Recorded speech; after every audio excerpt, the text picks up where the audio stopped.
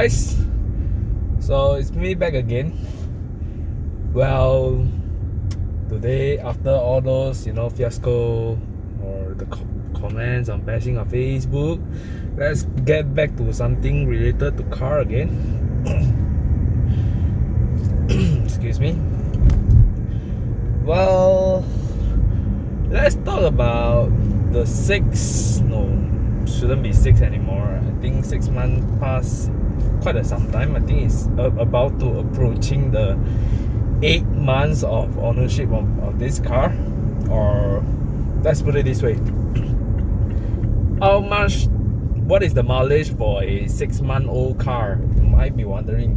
Some maybe even 10,000, some maybe less than 10,000, but my peak will be during the 6,000. I think it's 15,000 kilometers. So on average I run 2,000 kilometers per month, or it translates into per day, I think at least 70 to 80 kilometers easily. So let's talk about this maintenance thing first, because many people are saying, oh, maintaining a car isn't as cheap as you think. Well, at some point it may be true, but if you are getting a BMW or Mazda, that is not true lah. Because BMW, and if you are buying new car, if you are buying new car, then that means Mazda or BMW is free for the first 5 years. Or Mazda, if you bought it right now, it's free for the first 6 years or 120,000 kilometers. Well, BMW 5 years or Mazda 5 years is 100,000 kilometers lah. So they estimate per year you will drive around 30,000 kilometers. But for Volkswagen case, right, previously there are 5 years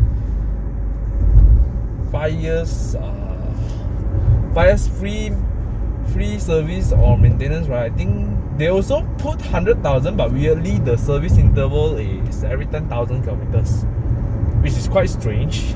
Yeah, but now they don't have this sort of thing anymore lah. Then VSA Plus, they said 5 years, but I can't recall whether is it 100,000. Yes, no, VSA Plus, I don't know, maybe someone can enlighten me. It's not free lah. Volvo, you pay, you top up, I think 9,000 plus, including in your installment.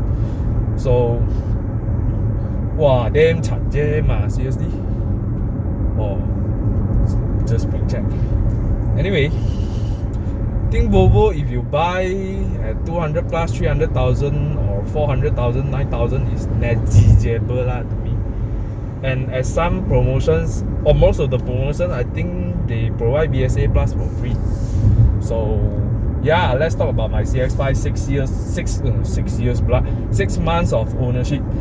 Yeah, and 15,000 kilometers. Well, you guys heard about the bad thing about my maintenance, my undercarriage panel drop, or maybe even the 5th month my C panel crack, C pillar panel crack.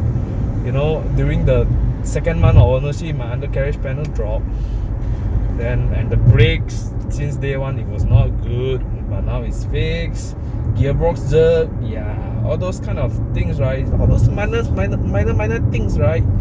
I think it's still acceptable lah. Most of them are, I would say, there's a solution for it.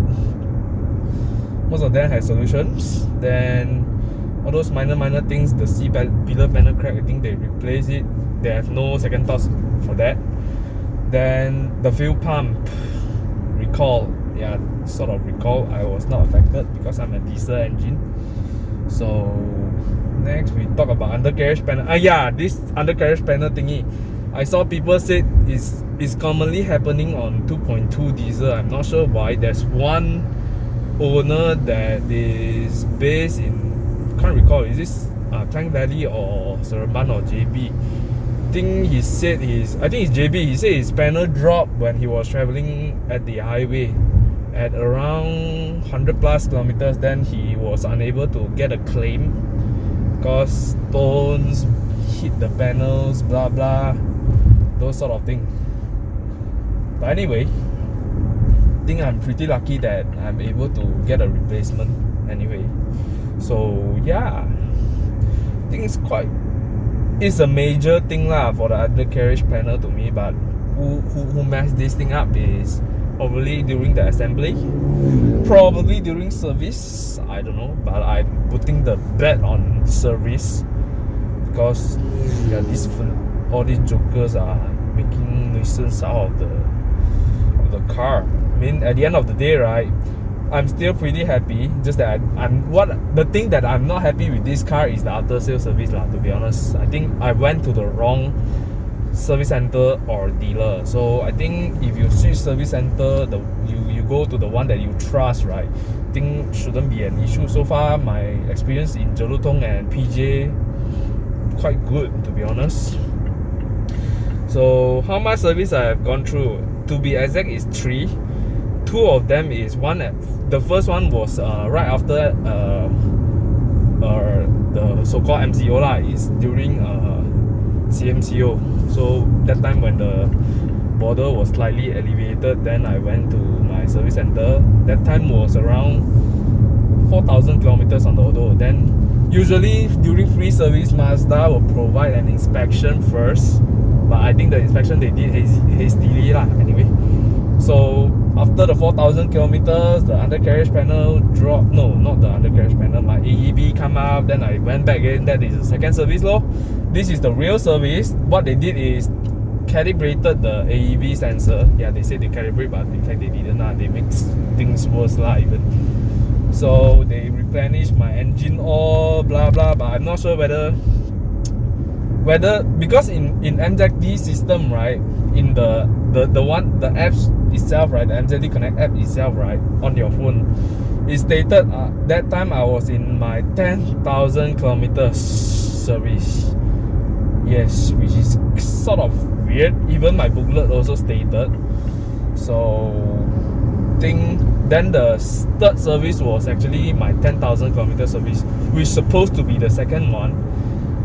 Then they stated it's 20,000 kilometers anyway. So yeah, but anyway, this one I still need to further clarify because previously I heard they will judge your service interval based on mileage, not the times that you went into your service center. But if they judge how many times you went into a service center, then probably it's a good and bad thing. I wouldn't really go into that lah, but since you guys said so, you said offline didn't have black and white, so probably during the 120,000 right, kilometers, right, I'm not able to get a free service. I probably need to pay for that. I'm not too sure about this, but someone, if you guys know, maybe can enlighten me.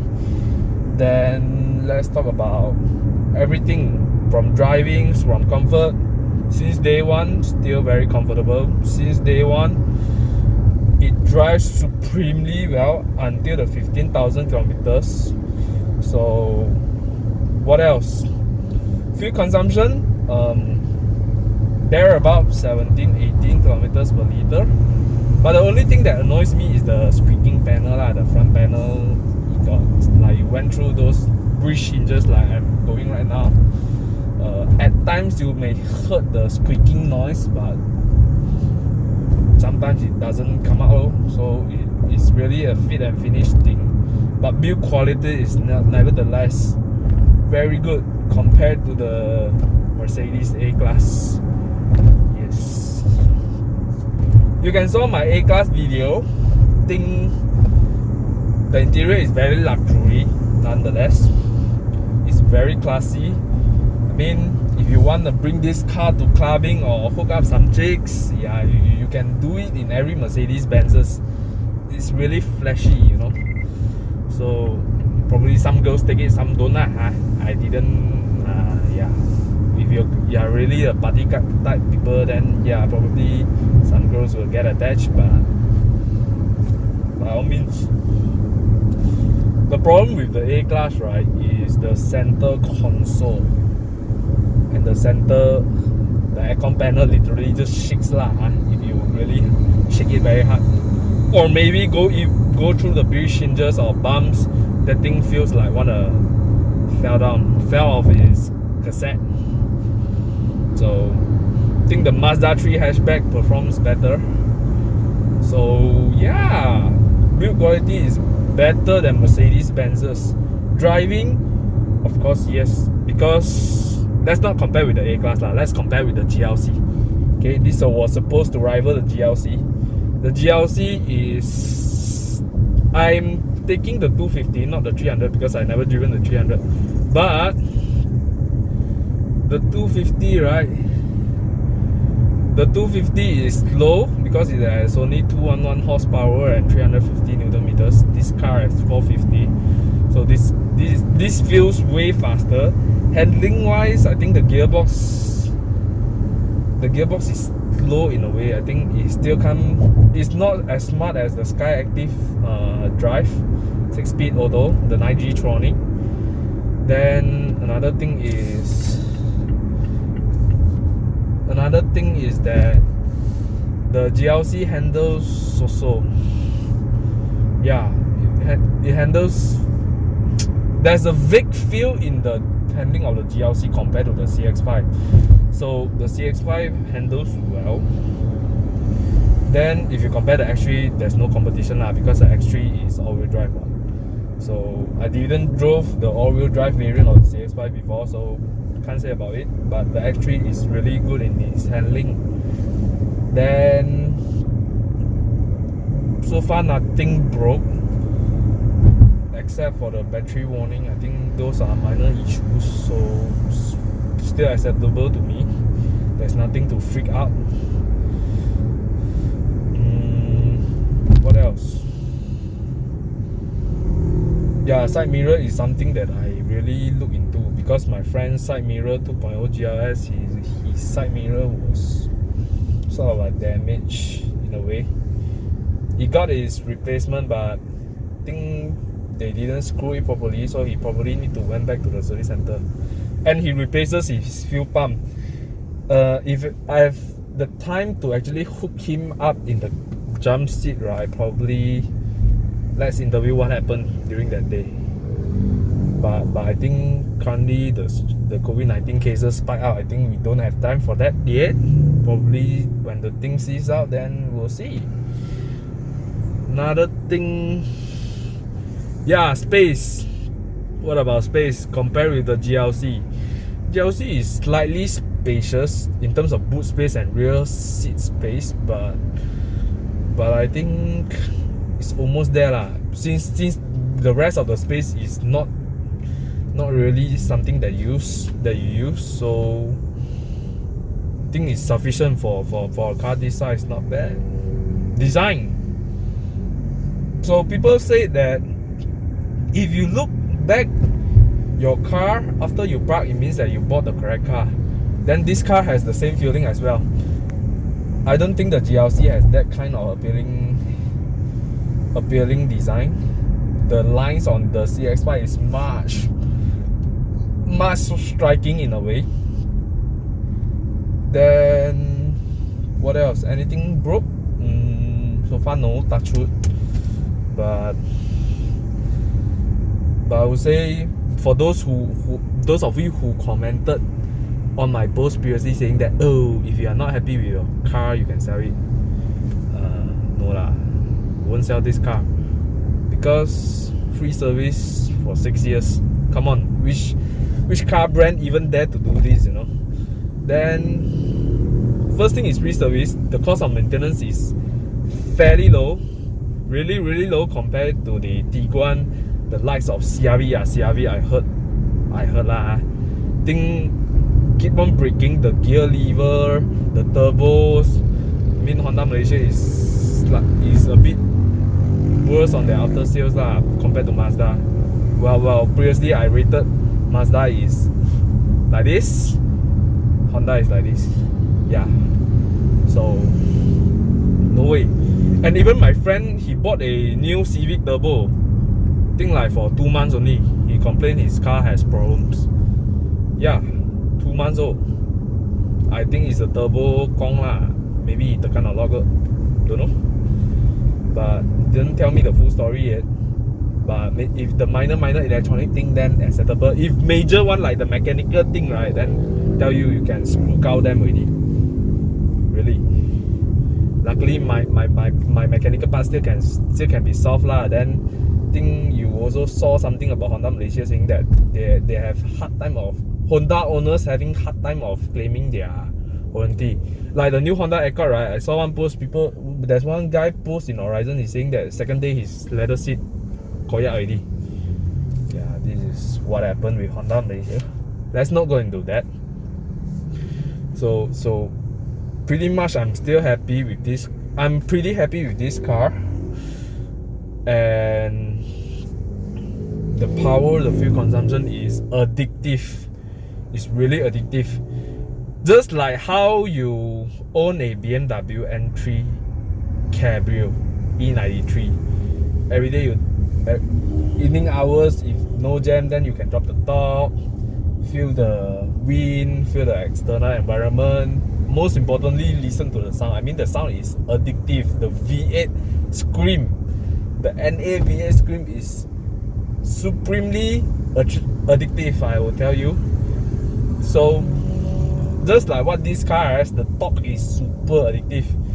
So if you are not behave enough, if you tekan a lot on your throttle, right, then good luck on your fuel consumption. Yeah. Then what else? Yeah, love this car, man. Think this is not much of a 6 months ownership. Think maintenance wise is free. Yeah, Toyotas don't have free as well, and the RAV4 is crazily expensive. Xiao. Yeah, I think CX-5 is a good buy. Pretty much smiling, you know, driving this car daily. And in this jam, the only thing I'll complain is don't have the MRCC with stop and go. I think the Mazda 3 don't have the stop and go function as well. So, but never mind, what is a driver's car. It's a nice to have feature, but if your car don't have, then yeah, it's not necessary lah to me. As long as you got AEB will do. Yeah, I think that's about it. I think 17 plus minutes I have ran enough. I'll see you guys in the next one. Bye.